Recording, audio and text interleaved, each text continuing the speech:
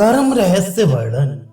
महर्षि गण बोले, हे भगवान सदगुरु, संसार में ये सब प्राणी आवागमन चक्र में क्यों घूमते रहते हैं और इस संसार से उनकी कैसे निवृत्ति होगी? सो कृपा करके कहिए। श्री सूर्यदेव ने कहा, उत्पत्ति के पहले अकर्म अकर्ता इंद्रियहीन विशेषता रहित एक परब्रह्म ही थे, इसमें संदेह नहीं है। तथापि विचित शक्ति से युक्त होने के कारण उनकी प्रतिच्छाया स्वरूप माया और अविद्या नामक दो शक्तियां हुई। ब्रह्म अद्वितीय होने पर भी उक्त दोनों शक्तियों में जो वे प्रतिबिंबित हुए, उसी से द्विविधता प्राप्त कर ईश्वर और जीव हुए। जीव पुण्य पाप का तथा ईश्वर जगत की सृष्टि आदि के कर्ता होकर ईश्वर सकर्मत्व और जीव विशेष रूप से इंद्रियत्व को प्राप्त हुआ। परमात्मा का अपनी शक्ति से जो समुल्लास उद्भूत हुआ, अपने को बद्ध नहीं करने वाला वही सूक्ष्म आदि कर्म कहा गया। हे विप्रो, उससे ना तो उनकी निर्विशेषता ही नष्ट होती है और ना वे संसार बंधन से बांधे ही जा सकते हैं। वस्तुतः संसारी जीव पुण्य आदि का कर्ता और प्रतिभासिक अर्थात आभास मात्र संसारी ईश सृष्टि आदि का कर्ता कहा गया है। जीव और ईश दोनों के कारण असंसारी पर ब्रह्म है। वे जीव और ईश से अतीत, रूप रहित एवं वाणी तथा मन से अगोचर है। परम ज्ञानी पुरुष कर्मवान जीव और ईश को छोड़कर समाधि द्वारा अकर्मवान पर ब्रह्म को प्राप्त करते हैं। वे विधेय मुक्त अथवा जीवन मुक्त महापुरुष कर्म और अकर्म दोनों से अतीत होकर उस निराकार ब्रह्म को प्राप्त होते हैं। वे कर्म से संसार में बद्ध होते हैं, वे अकर्म से छूट जाते हैं। बंध और मोक्ष दोनों से जो अतीत हैं, वे कर्म करता नहीं है और अकर्मी भी नहीं है। कर्म से जीव को बंध होता है और कर्म से ही उसकी मुक्ति है। इसलिए है और उपाधि दोनों कर्म ही हैं। कर्म त्याग करने से आत्मा का जीव भाव नष्ट हो जाता है और कर्म का ग्रहण करने से शीघ्र ब्रह्मत्व सिद्ध होता है। अर्थात शुद्ध कर्मों के साधन से जीव ब्रह्मत्व प्राप्त करता है। अविद्या युक्त अशुद्ध कर्म मनुष्यों के लिए दुख का और विद्या संबंधी शुद्ध कर्म सुख का कारण होता है। जो महापुरुष विद्या संबंधी कर्म रूपी तीक्ष्ण छुरे से अविद्या संबंधी कर्म रूपी पाशों को काट डालता है, वह मुक्त है, इसमें कोई संदेह नहीं। सब प्रकार के व्यवहार और विधि का कर्म ही कारण है। कर्म दो प्रकार का होता है, एक सहज और दूसरा स्वकृत। सहज कर्म जीवधारा का जनक कहा गया है। मनुष्य आदि योनियों में स्वकृत कर्म तीन प्रकार का होता है, यथा संचित, क्रियामान और प्रारब्ध।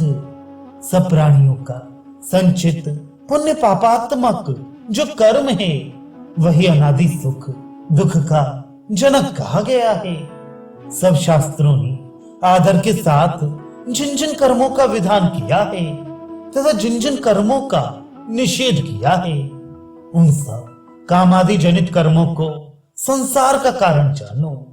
उन विधि निषेधों के पशु आदि में न रहने पर भी पूर्व कर्मानुसार संसार का लोप नहीं होता।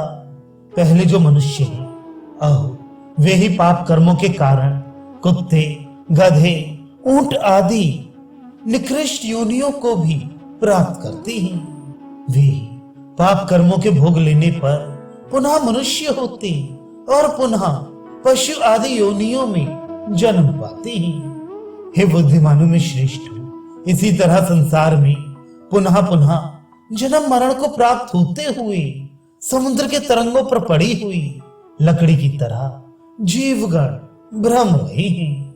ऋषिगण बोले, पाप कर्म क्षीण हो जाने पर प्राणी जब फिर मनुष्यत्व को प्राप्त कर लेते हैं, तब उन्हें पुनः कुत्ते आदि की योनियों में क्यों कर जन्म ग्रहण करना पड़ता है।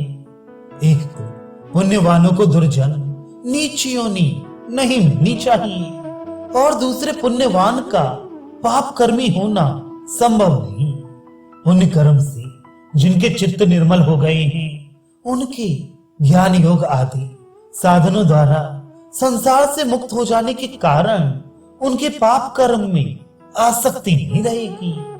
यदि उनका भी उत्तम अधम योनियों में बारंबार जन्म ग्रहण करना किसी प्रकार से अनिवार्य है, तो मोक्ष शास्त्र की आवश्यकता ही नहीं रह जाती। इस कारण पुण्यात्माओं का पुनर्जन्म होता है। ये बात ठीक नहीं। श्री सूर्यदेव बोले, प्राणी मात्र के पाप कर्म भोग द्वारा क्षीण हो जाने पर पुनः पापाचरण करने पर ही उन्हें दुर्गति प्राप्त होती है। पूर्व जन्म के पुण्यात्मा प्राणियों के भी दुर्जन्म के बीज स्वरूप वे पाप कर्म वासना के कारण पुनः उत्पन्न हुआ करते हैं। मनुष्यकृत सकाम पुण्य कर्मों के भोग हेतु होने से वे कभी चित्त शुद्धि के कारण नहीं बन सकते। अशुद्ध चित्त पुरुषों में ज्ञान योग आदि का संभव कैसे होगा, और जो ज्ञान योग आदि से विमुख हैं, उनका संसार से मोक्ष कैसे होगा। काम्य कर्मों के कारण उत्तम या अधम योनि में जन्म होने पर भी निष्काम कर्म के उदय होने से ही मोक्ष शास्त्र की सार्थकता हो जाएगी। सुख दुखों को भोग लेने पर जब निर्वेद दशा में मनुष्य पहुंच जाता है, तब वे विवेकी बनकर निष्काम दशा को प्राप्त करता है। फिर कई जन्मों में वह ज्ञान योगी बनता है। श्रवण मनन आदि प्रयत्नों से जो आत्मा में अवस्थिति होती है, वही मुक्ति है। जो कर्माध्यक्ष है, परमात्मा है, सब कर्मों के साक्षी स्वरूप हैं और सब कर्मों से परे हैं, उनको कर्मवान पुरुष कैसे प्राप्त कर सकता है।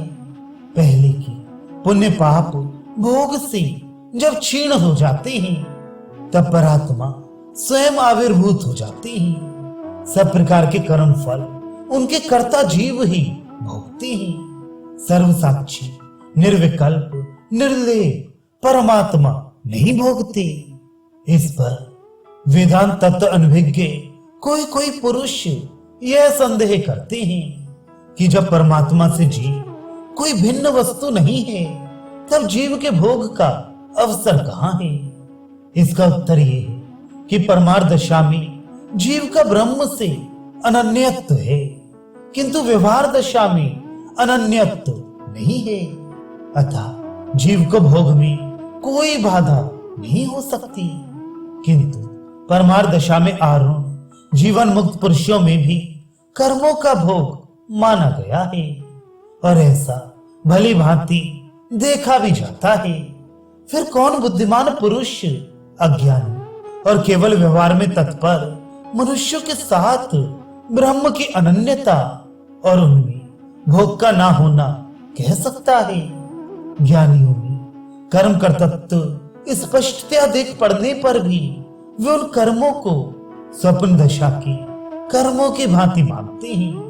उन कर्मों से फलोत्पत्ति नहीं होती, क्योंकि वे कर्म स्वप्न में कृत कर्मों की तरह होते हैं, और ऐसा होना ठीक भी है, क्योंकि स्वप्न में पाप करने वाले को स्वतंत्रता नहीं रहती। केवल जागृत अवस्था में प्राणी कर्म करने में स्वतंत्र होते हैं।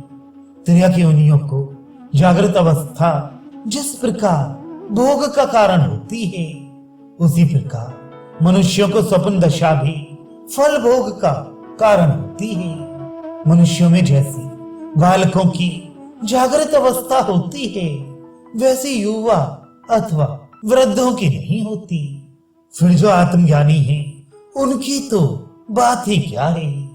जिस कर्म का भोग भविष्य काल में होगा वह कर्म मनुष्य जागृत अवस्था में ही करते हैं, परंतु उसका फल जागृत और स्वप्न दोनों में हो सकता है। कर्म में भोग का और भोग में कर्म का अध्यास करके कर्म और उसके भोग के भेद को न जानते हुए जो यथेष्ट बोला करते हैं, उन मंद बुद्धि ज्ञानवादी पापकारी पुरुषों को अध्यास के क्षय से प्राप्त होने वाली कृतार्थता ही है। यह क्यों कर कहा जा सकता है। जिनकी वेद कर्म में अवेद कर्म बुद्धि और अवेद कर्म में वेद कर्म बुद्धि है, जो अध्यास के वशीभूत हुए हैं और जो वर्ण और आश्रम आदि धर्मों को केवल कर्म के ही व्याज से विशेषता रहित एकाकार समझते हैं। मंद बुद्धि स्वैर आचरण करने वाले ज्ञान मूढ़ कर्म और अकर्म दोनों से च्युत हुए हैं, ऐसा जानना चाहिए। मनमाने कर्मों को करने वाले होने पर भी वे सब प्रकार के सत अनुष्ठानों से रहित अपने अनुभव को सबसे श्रेष्ठ और सिद्ध मानते हैं। ये बड़े खेद की बात है। अभेद ध्यान से अर्थात ध्येय के साथ एकतांता के द्वारा साध्य महान स्वानुभव को जो विचार साध्य अर्थात तर्कगम्य समझते हैं, उनको महान पापी समझना चाहिए। आत्मा के साथ अभेद अनुभूति रूप जो निधिध्यासन है, उसकी केवल वृथा अद्वैत ज्ञानवाद के मुंह से उपेक्षा करते हैं। वाक्यार्थ के मनन रूप विचार का आश्रय करके जो अपने को कृतकृत्य समझते हैं, वे मूढ़ हैं। प्राथमिक ज्ञान के उदय से काम्य कर्म का त्याग होता है। द्वितीय सम्यक ज्ञान से नैमित्तिक कर्म छूटता है। तृतीय पूर्ण ज्ञान होने से नित्य कर्म नहीं रहता और चतुर्थ अद्वैत ज्ञान होने पर साधक अति वर्णाश्रमी अर्थात वर्णाश्रम के संबंध से मुक्त होता है। नित्य नैमित्तिक कर्मों से युक्त ज्ञान के द्वारा क्रमशः मुक्ति होती है। नित्य कर्म के साथ साथ सम्यक ज्ञान होने से जीवन मुक्ति प्राप्त होती है। जिस प्रकार जीवन मुक्त में निरंकुशा नैष्कर्म में सिद्धि होती है, वैसे ही पूर्ण ज्ञान से विधेय नामनी शाश्वती मुक्ति होती है। ऐसा होने पर ज्ञान और कर्म के समुच्चय से क्रमशः अथवा उसी समय नैष्कर्म में सिद्धि होती है, अन्यथा करोड़ों कल्पों में भी नहीं हो सकती। जब तक मनुष्य को विधेय मुक्ति की सिद्धि प्राप्त ना हो, तब तक ज्ञान उपासना और कर्म का समुच्चय सिद्ध है। इसलिए ध्याननिष्ठ बुद्धिमान पुरुष परमात्मा को जानकर अपने कल्याण के लिए निरंतर आश्रमोचित आचार पालन में निमग्न रहे। ज्ञान और उपासना कर्म की अपेक्षा रखती ही, कर्म और उपासना ज्ञान की अपेक्षा रखती ही, तथा कर्म और ज्ञान उपासना की अपेक्षा रखती ही। अतः मुक्ति के लिए तीनों का साहचर्य कहा गया है। ज्ञान उपासना एवं कर्म में से किसी एक को भी छोड़कर किसी की मुक्ति नहीं हो सकती। अतः बुद्धिमान पुरुष अप्रमत्त होकर मरण पर्यंत तीनों का श्रद्धा पूर्वक आश्रय करे। यज्ञ दान और तपरूपी कर्म का कभी त्याग नहीं करना चाहिए, उनको करना ही उचित है, क्योंकि यज्ञ दान और तप मनुष्यों को भी पवित्र करने वाले हैं। ये सब कर्म संग त्याग कर और फलेच्छा रहित होकर करने चाहिए। हे मुनिकर, यही मेरा निश्चित और उत्तम मत है। नित्य कर्मों का त्याग करना योग्य नहीं। यदि कोई अज्ञान से नित्य कर्मों का त्याग करे तो वह तामसिक त्याग होगा। जो कर दुखजनक समझकर काया क्लेश के भय से छोड़ा जाता है, वह राजस त्याग है, उसे सच्चे त्याग का फल नहीं होता। हे पंडितगण, जो कर्म करना उचित है वह जब निस्संग और फलाशा रहित होकर निरंतर किया जाता है तब उस त्याग को सात्विक त्याग कहते हैं।